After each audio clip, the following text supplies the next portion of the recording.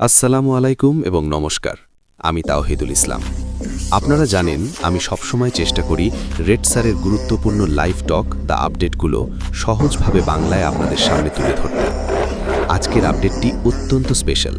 Red sir আজ আমাদের দেখিয়েছেন কতটা পরিশ্রম আর প্রতিকূলতা পার করে আমরা আজ সাফল্যের এই পর্যায়ে এসে পৌঁছেছি। আমরা এখন সেই মাহেন্দ্রক্ষণের অপেক্ষায় আছি যেখানে সব অন্ধকার কেটে গিয়ে নতুন সূর্যের আলো দেখা দেবে। আজকের পুরো বক্তব্যটা আমি ধারাবাহিকভাবে কোনো কিছু বাদ না দিয়ে বিস্তারিত আপনাদের বুঝিয়ে বলছি। মূল বক্তব্য, রেড স্যারের আপডেটের সারসংক্ষেপ। সবাইকে শুভেচ্ছা। আশা করি সবাই খুব ভালো আছেন। আজ শুক্রবার ১৩ তারিখ। আর মজার ব্যাপার খেয়াল করেছেন, কালই কিন্তু ভ্যালেন্টাইন ডে। এই কম্বিনেশনটা সচরাচর দেখা যায় না। ফ্রাইডে দ্য 13th পরদিন ভ্যালেন্টাইন ডে। তো মজার ছলে বলি, আজ যদি কারোর দিনটা একটু এদিক সেদিক হয় তবে নির্দ্বিধায় দোষটা ফ্রাইডে দ্য 13th ঘলে চাপিয়ে দিয়ে পার পেয়ে যেতে পারেন। ব্যক্তিগত একটা কথা শেয়ার করি। আজ কাজ শেষে আমি আর জেন বাইরে যাচ্ছি। একসাথে কিছু খাওয়া দাওয়া আর সময় কাটানোর প্ল্যান আছে। আমি ওর জন্য একটা সুন্দর কার্ডও কিনেছি যেখানে লেখা থাকবে সে আমার ভ্যালেন্টাইন। মানে দিনটা খুব চমৎকারভাবে শুরু হলো। আর আজই এই সপ্তাহের আমাদের শেষ লাইভ। উইকেন্ডে ছুটি কাটিয়ে আবার সোমবার থেকে আমরা শুরু করব। নাম্বার 2, আজকের বিষয় কিভাবে মাথায় এলো। আজ কাজ করতে করতে ভাবছিলাম প্রতিদিনের মতো লাইভে আপনাদের জন্য সেরা ভ্যালু কি দেওয়া যায়। তখন ভাবলাম একটু রিসার্চ করি। আমি গুগলে গিয়ে সার্চ করলাম সফল মানুষদের 1 নম্বর বৈশিষ্ট্য কী।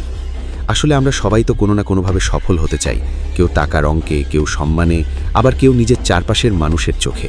তাই প্রশ্নটা খুব গুরুত্বপূর্ণ ছিল, কেন কিছু মানুষ সত্যিই সফল হয় আর অন্যরা হয় না? ওই টপ 1% মানুষদের মধ্যে আসলে আলাদা কি আছে?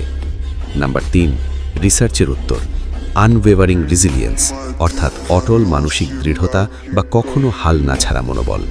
বলা হচ্ছে এটি ট্যালেন্টের চেয়েও বেশি গুরুত্বপূর্ণ। এমনকি ইন্টেলিজেন্স বা বুদ্ধিমত্তার চেয়েও ক্রিটিক্যাল হলো এই রেজিলিয়েন্স।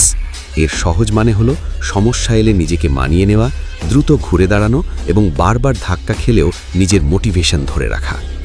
নাম্বার 4, সফল মানুষরা ব্যর্থতাকে কিভাবে দেখে। সফল মানুষরা ব্যর্থতাকে কখনো শেষ বা চূড়ান্ত ধ্বংস মনে করেন না। তারা এটাকে দেখেন স্রেফ ফিডব্যাক বা ডেটা হিসেবে। তারা ভাবেন কোথায় ভুল হলো, কি শিখলাম, পরের বার কিভাবে আরও নিখুঁত করা যায়। তারা সমস্যাকে অজুহাত বানায় না, বরং সমস্যাকে চ্যালেঞ্জ হিসেবে গ্রহণ করে। এই কারণেই তারা অন্যদের চেয়ে আলাদা হয়ে যায়, কারণ তারা থামে না। নাম্বার 5, উদাহরণ, ইলন মাস্ক আর তার কোম্পানি স্পেসএক্স। এই লোকটা কতবার ব্যর্থ হয়েছে। রকেট বিস্ফোরণ, বারবার টেস্ট ফেল, টেকনোলজির জটিলতা, কত কিছু। কিন্তু প্রশ্ন হলো, সে কি হাল ছেড়েছে? উত্তর হলো না। সে প্রতিবার দেখেছে কোথায় ভুল হয়েছে, সেটা ঠিক করেছে এবং আবার চেষ্টা করেছে। এটাই হলো আসল রেজিলিয়েন্স, বারবার পড়ে গিয়েও দ্বিগুণ শক্তিতে দাঁড়িয়ে যাওয়া। নাম্বার 6, সিইওর সাথে তুলনা, অ্যাশ মুফারে ও অনপ্যাসিভ। এরপর আমি যদি আমাদের কোম্পানি সিইও অ্যাশ মুফারের কথা বলি, যিনি অনপ্যাসিভ তৈরি করছেন, এই মানুষটা কত সমালোচনা সহ্য করছেন, কত নেতিবাচক কথা আর গুজব তাকে ঘিরে। অনেক মানুষ বলছে কাজ ধীরে হচ্ছে, এভাবে হওয়া উচিত নয়, কিন্তু তবুও তিনি হাল ছাড়েননি। তিনি পর্দার আড়ালে কঠোর পরিশ্রম করে যাচ্ছেন এবং নিজের লক্ষ্য থেকে এক চুলও সরে যাননি। এটাই সেই অটল দৃঢ়তা। নাম্বার 7, চাপের মুখে স্থৈর্য। চাপ আসলে সাধারণ মানুষ ভেঙে পড়ে বা প্যানিক করে আবেগের বশে ভুল সিদ্ধান্ত নেয়। কিন্তু যাদের রেজিলিয়েন্স আছে তারা শান্ত থাকে। তারা কেবল সেটার ওপর ফোকাস করে যা তাদের নিয়ন্ত্রণে আছে। আমাদের সিইওর ক্ষেত্রেও আমি সেটাই দেখি। এত বিরোধিতা আর চাপের মধ্যেও তিনি স্থির আছেন। নাম্বার 8, আমাদের ভূমিকা। একটা কথা মনে রাখবেন, এই ব্যবসাটা আমরা বানাচ্ছি না, বানাচ্ছেন সিইও। তিনি যেভাবে ঠিক মনে করছেন সেভাবেই এগোচ্ছেন। আমাদের কাজ হলো ধৈর্য ধরা এবং বিশ্বাস রাখা। এখানেও সেই রেজিলিয়েন্স দরকার, চাপের কাছে নতি স্বীকার না করে শান্ত থেকে নিজের ওপর বিশ্বাস রাখা। নাম্বার 9, কেন এটি সবকিছুর ভিত্তি। অনেকে ডিসিপ্লিন বা প্যাশনের কথা বলেন, কিন্তু রেজিলিয়েন্স হলো সেই মূল মেকানিজম যা না থাকলে অন্য কোনো গুণই টেকে না। একে বলা হয় গ্রিট বা দীর্ঘমেয়াদী লক্ষ্য ধরে রাখার জেদ। অনেক মানুষ কয়েক মাস চেষ্টা করে ছেড়ে দেয়, কিন্তু যাদের রেজিলিয়েন্স আছে তারা বছরের পর বছর লেগে থাকে এবং শেষ পর্যন্ত গন্তব্যে পৌঁছায়। নাম্বার 10, সহজ ভাষায় ব্যাখ্যা। ইউকের ভাষায় বলতে গেলে একে বলা যায় থিক স্কিন্ড অর্থাৎ সমালোচনায় ভেঙে না পড়া এবং ব্রড শোল্ডার্স অর্থাৎ বড় দায়িত্ব নিতে পারা। যারা বারবার জিনিস বা সিদ্ধান্ত বদলায় না তারাই সফল হয়। নাম্বার 11, উপসংহার। খুব পরিষ্কার কথা, অটল মানসিক দৃঢ়তা অর্থাৎ আনওয়েভারিং রেজিলিয়েন্সি হল জয়ের চাবিকাঠি। আপনি চাইলে নিজেও গুগলে সার্চ করে দেখতে পারেন, একই উত্তর পাবেন। ট্যালেন্ট বা বুদ্ধি নয়, যে মানুষটা বারবার পড়ে গিয়েও হাল ছাড়ে না, সফলতা শেষ পর্যন্ত তাকেই খুঁজে নেয়।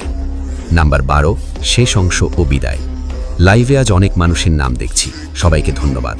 এই সপ্তাহের টপিকগুলো আশা করি আপনাদের নতুনভাবে ভাবতে শিখিয়েছে। কাল ভ্যালেন্টাইন ডে, যারা আপনার প্রিয় মানুষ তাদের যত্ন নিন, ভালো রাখুন। গত বছরের চেয়ে এই বছরটা যেন আপনার জন্য আরও সফল হয়। শুভ উইকেন্ড। মঙ্গলবার আবার দেখা হবে। রেড স্যারের এই কথাগুলো থেকে আমরা বুঝতে পারি, ট্যালেন্ট বা বুদ্ধির চেয়েও বড় হলো হাল না ছাড়ার মানসিকতা। আমরা অনপ্যাসিভিয়ানরা অনেক চড়াই উতরাই বার করেছি, অনেক বিপত্তি কাটিয়েছি, এখন শুধু সেই কাঙ্ক্ষিত সাফল্যের আলো দেখার অপেক্ষা। আমি তাওহিদুল ইসলাম নিয়মিতভাবে রেড স্যারের এই বিস্তারিত আপডেটগুলো আপনাদের জন্য নিয়ে আসি, যেন কেউ তথ্য থেকে পিছিয়ে না থাকেন। আপনাদের কাছে আমার একটাই চাওয়া, এই পথচলায় আমার সাথে যুক্ত থাকুন। আপনাদের ভালোবাসা আর সমর্থনই আমার অনুপ্রেরণা। যারা এখনও চ্যানেলটি সাবস্ক্রাইব করেননি তারা এখনই সাবস্ক্রাইব করে রাখুন এবং পাশে থাকা বেল আইকনটি বাজিয়ে দিন। সবাই ভালো থাকুন, সুস্থ থাকুন। আমাদের সবার জন্য শুভ দিন আসছে। আল্লাহ হাফেজ।